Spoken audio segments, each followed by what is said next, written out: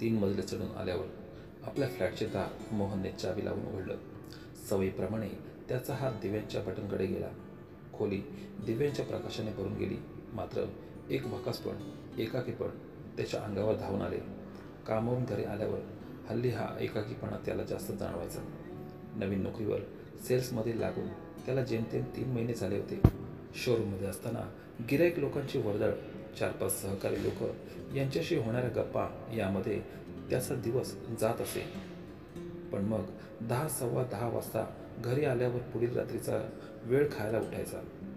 वर्षभरापूर्वी घरात त्याची बायको त्याच्याबरोबर असायची. प्रेमविवाह झालेला. जेनेलिया नाव, धर्माने ख्रिश्चन. 10 वर्षापूर्वी त्या दोघांनी एकमेकांना पाहिले आणि मग कसे कुणास ठाऊक एकमेकांच्या प्रेमात पडले. ऐन तारुण्यात मोहन दिसायला देखणा. इंजिनिअरिंगची डिग्री घेऊन स्वतः कॉन्स्ट्रक्शनचा व्यवसाय चालू केलेला. घरची परिस्थिती उत्तमच म्हणावीत अशी. जेनी पण दिसायला नक्षत्रासारखी. त्यात बँकेत नोकरी. हृदयाच्या तारा जुळल्या आणि जाती धर्माची बंधने कधीच गळून पडली. मिया बीबी राजी तो क्या करेगा काजी. एक जात धर्म सोडला तर दोघेही अनुरूप होते एकमेकांना. मोहनच्या घरच्यांना मात्र हा विवाह मान्य नव्हता. मोहनच्या बाबाने तर सरळ सांगितलं की मी तुम्हाला लग्नात मदत करेल, पण मग माझ्या घरात घेणार नाही. वेगळा संसार थाटायचा. एकदा लग्न केलं की मग गाठीबिटी नको. आणि मग ते शब्दाला पण जागले. मोहनच्या नावावर 1 बेडरूम हॉल किचनचा फ्लॅट त्यांनी करून दिला. त्याच्या संसाराची सूत्र त्याच्या हातात देऊन मग आपणहून बाजूला झाले. मोहनचे बाबा आधीपासूनच असा तार्किकदृष्ट्या योग्य आणि रोखठोक निर्णय घ्यायचे. मोहनसुद्धा त्याच्या वडिलांना शोभेल असं वागला. फारसे मनावर न घेता मोहन आणि जेनीने आपला राजा-राणीचा संसार मांडला. प्रणयाच्या धुंद रात्री, दिवसा त्या रात्री आठवणारे आणि नवीन रात्रीची वाट पाहू लावणारे, आतुरता वाढवणारे आसुसलेले हळवे क्षण यात पहिली काही वर्षे मजेत गेली. मोहन पण त्याच्या व्यवसायात जम धरू लागला होता. पण मग अचानक व्यवसायात मंदी येऊ लागली. मिळणारे नवीन प्रोजेक्ट्स हातातून निसटून चालले. व्यवसायातील स्पर्धा मोहनला झेपत नव्हती. त्याचे स्पर्धक साम दाम दंडभेद वापरून मिळेल तशी कामे मिळवत होते.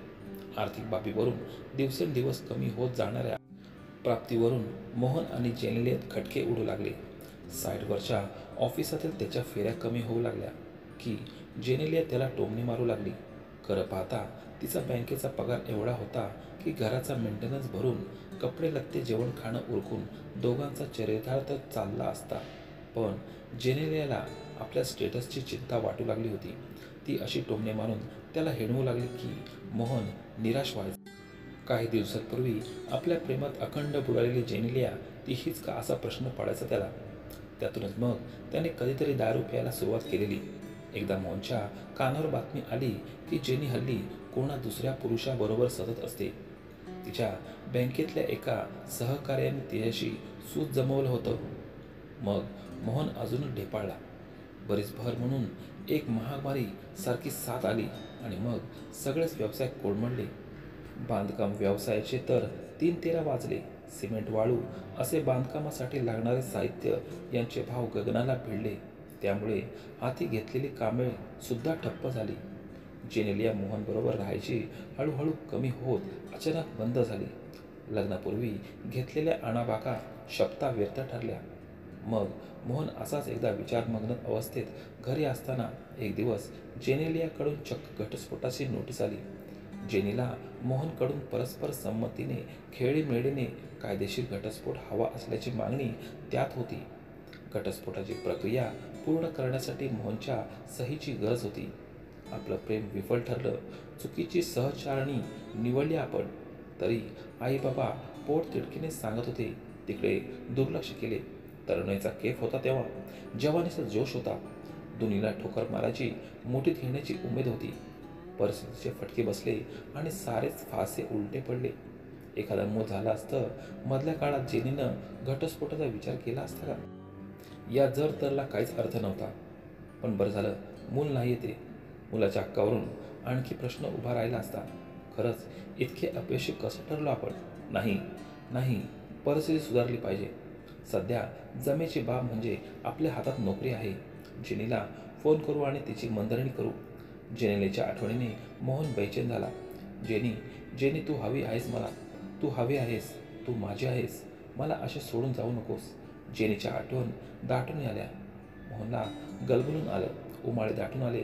लहान मुलं एकाकी भोकाड पसरून जोरात रडतात तसं रडावं असं मोहनला वाटू लागलं. या विचारात असताना एका वेगळ्याच म्याव गुर्र अशा आवाजाने तो भानावर आला.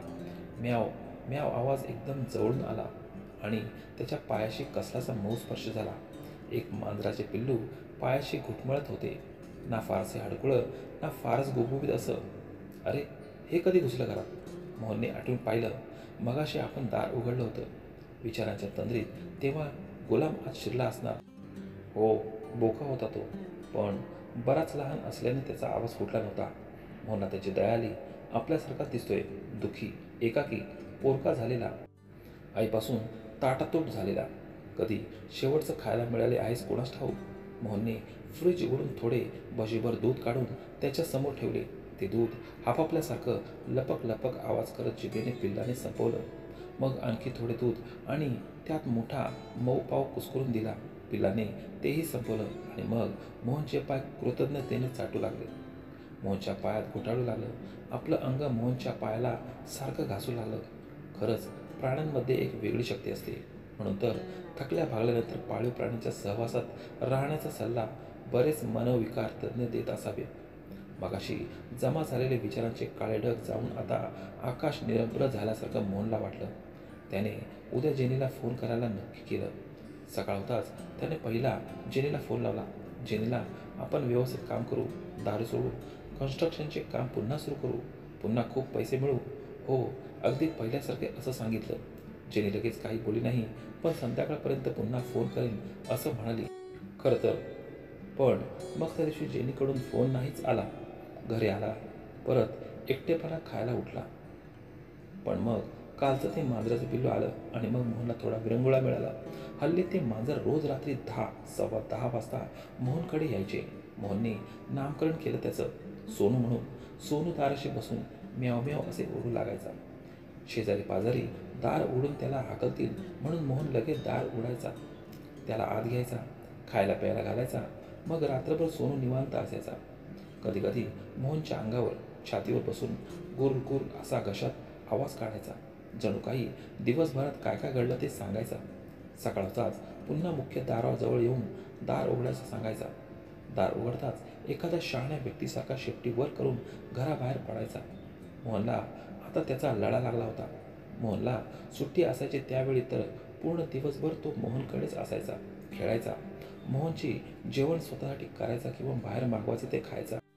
काय मोहनराव, बोका पाळले वाटतं, शेजारचे पाटील म्हणाले. तुमचा बोका? तुम्ही नसता तेव्हा म्याव म्याव करत सारखा बसतो दाराशी. आम्हाला झोप कशी ती लागत नाही. वरच्या मजल्यावरचे पंडित म्हणत होते, मुतून ठेवतात मांजर पावसाळ्यात जिन्यावर. पब्लिक मुतारीत असल्यासारखं वाटतं बिल्डिंगमध्ये शिरल्यावर. खालच्या मजल्यावरचे गायकवाड तक्रारीच्या सुरात म्हणाले. बिल्डिंगमधल्या लोकांच्या तक्रारी येऊ लागल्या होत्या. खरंच आहे, सोनूला पण कळतच नाही. जिन्यावर मुतून ठेवतो, सारखा म्याव म्याव करत बसतो. त्याला इथून काढायलाच हवं. मोहनने ठरवलं. पूर्ण जोर लावून एखादा चेंडू दूरवर फेकावा. तसे सोनूला मोहनने बिल्डिंगच्या भिंतींवरून फेकलं. मोहनची बिल्डिंग आणि त्याच्या बाजूच्या बिल्डिंगमध्ये एक पाण्याने भरलेला मोठा नाला होता. नाल्याच्या पल्ल्याड दुसऱ्या बिल्डिंगच्या आवारात ते पिल्लू अलगद जाऊन पडलं. थोड्याच वेळात अंग झटकत 4 पायावर उभं राहिलं. डोळ्यात अविश्वासाचे भाव दाखवत अंग झटकू लागलं. मोहनने हे मनावर दगड ठेवून केलेलं त्या मुक्या प्राण्याला कसं कळणार? जाऊ दे, मांजरे नाहीत तरी कृतज्ञ असतात. अगदी आपल्या बायकोसारखी, जेनीसारखी. जाईल विसरून, हे पण आपल्या थोड्याच वेळात. मोहनने स्वतःच्या मनाने समजूत काढली. त्या दिवशी त्याला पुन्हा एकाकी वाटू लागताच जेनीचा फोन लावला. जेनीने काहीतरी थातून मात्र बोलून त्याला वाटाण्याच्या अक्षता लावल्या. रात्री विमानतळ अवस्थेत रॉयल स्टेजची बाटली मोहनने उघडली. काचेच्या ग्लासात मद्य ओतण्यात इतका तो परिचित म्याव म्याव आवाज कानावर आला. मोहनचा विश्वासच बसेना. त्याचा सखा मित्र सोनू दाराची कडी वाजवत होता. होय, मध्यरात्रीच्या काळात सोनूला दारावर उड्या मारून कडी कशी वाजवायची हेही कळत होतं. कडी वाजवण्याचा आणि दार उघडण्याचा परस्पर संबंध त्याच्या लक्षात आला होता. मोहनने सोनूला आत घेतलं आणि पुन्हा त्याच्या दाराशी येऊन उभे राहिलेल्या लोचटासारखं शेपटी हलवून सोनूला आत घेतलं. आत येऊन सोनू निमूट बसला सोफ्याजवळ. मोहननेही मुकाट्याने त्याला बशी दूध घालून आणून दिलं. त्याला कुठे जखमा झाल्या नाहीत हे पाहत म्हटलं, सोन्या लबाडा, तुझ्याकडे सुद्धा आत्मसन्मान नावाची चीज नाहीच ना रे. त्या प्रेमासाठी आसुसल्या दोन जीवांची दिनचर्या आधीप्रमाणे चालू झाली. सोनू जणू मोहनचे दुःख समजायचा आणि तसंच मोहन सोनूचं. सोनूला पाहिलं की मोहनचं कंटाळलेलं वैतागलेलं मन पुन्हा उभारी घ्यायचं. सोनू ही हल्ली मोहनच्या बाबतीत पॉझेसिव्ह होऊ लागला होता. मोहनने त्याला घराबाहेर काढल्यावर सुद्धा म्याव म्याव जोरात ओरडू लागायचा, दाराला धडका मारायचा, सुरू करायचा. शेजारी पाजारी बिल्डिंगचे लोक पुन्हा तक्रार करू लागले. 1-2-10 सोसायटीच्या मीटिंगमध्ये मोहन विरोधात त्याच्या मांजराच्या संदर्भात अर्ज आले. मोहनला लवकरच काही निर्णय घ्यावाच लागणार होता. रविवारचा दिवस. बिल्डिंगमधल्या जॉनचे आणि मोहनचे संबंध चांगले होते. जॉनची स्वतःची रिक्षा होती. दोघांनी मिळून एक योजना आखली. एक मोठे पोते मोहनने घरी आणलं. रात्री नेहमीप्रमाणे सोनू घरी आला. मोहनच्या पायाची स्वतःचं डोकं अंग घासू लागला. मोहनने त्याला खायला दिलं, नेहमीपेक्षा थोडे जास्तच प्रेमाने. मग त्याला उचललं आणि पोत्यात टाकलं. त्या मोठ्या प्राण्यांना येणारे संकट जाणलं की काय कोण जाणे. जीवाच्या आकांताने सोनूने पोत्याबाहेर उडी घेतली आणि सैराबैरा पडू लागला. खुर्च्या टेबल आड स्वतःला लपू लागला. शेवटी मोहनने जॉनला मदतीला बोलावलं. दोघांनी मिळून त्याला पकडून पोत्यात भरलं. जॉनच्या रिक्षातून दूर लांबवर दोघं सोनूला सोडून आले. मोहन घरी आला. फ्लॅटचे दार उघडून मेजापाशी बसला. यावेळी मात्र त्याने बाटली उघडण्याचा विचारही केला नाही. काहीतरी कठोर निर्णय त्याने घेतला होता. त्याचा निर्णय झाला होता. कित्येक दिवसांपासून प्रलंबित राहिलेले डिवोर्सचे जेनेलियाने पाठवलेले पेपर्स त्याने समोर घेतले आणि मग आपली लफतेदार सही त्यावर केली.